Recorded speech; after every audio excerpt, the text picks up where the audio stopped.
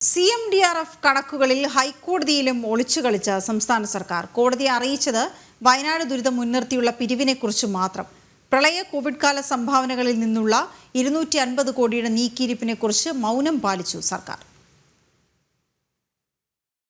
സംസ്ഥാന ദുരന്ത നിവാരണ ഫണ്ട് വിനിയോഗത്തിലെ അവ്യക്തതകളിൽ ഹൈക്കോടതിയിൽ പ്രാഥമിക വിശദീകരണം നൽകുന്നതിനിടെയാണ് CMDRFിലേക്ക് വന്ന 682 കോടിയുടെ കണക്ക് സർക്കാർ നൽകിയത്.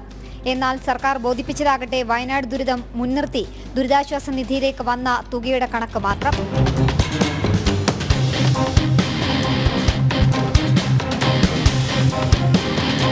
പ്രളയം കൊറോണ കാല സംഭാവനകളിൽ നിന്നും 250.11 കോടി രൂപയുടെ നീക്കിയിരിപ്പ് മുഖ്യമന്ത്രിയുടെ ദുരിതാശ്വാസ നിധിയിലുണ്ട്.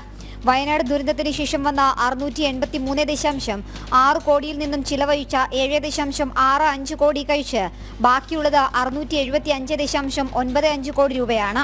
എല്ലാം കൂടി ചേരുമ്പോൾ ആകെ 926.06 കോടി രൂപയാണ് CMDRFിൽ മാത്രമായി സർക്കാരിന്റെ കൈവശമുള്ളത്. യാഥാർത്ഥ്യം ഇതായിരിക്കെ CMDRFിലെ 250 കോടിയുടെ നീക്കിയിരിപ്പിനെ കുറിച്ച് കോടതിയിൽ മൗനം പാലിച്ചത് എന്തെന്നാണ് ഉയരുന്ന പ്രധാന ചോദ്യം. ജനം, തിരുവനന്തപുരം.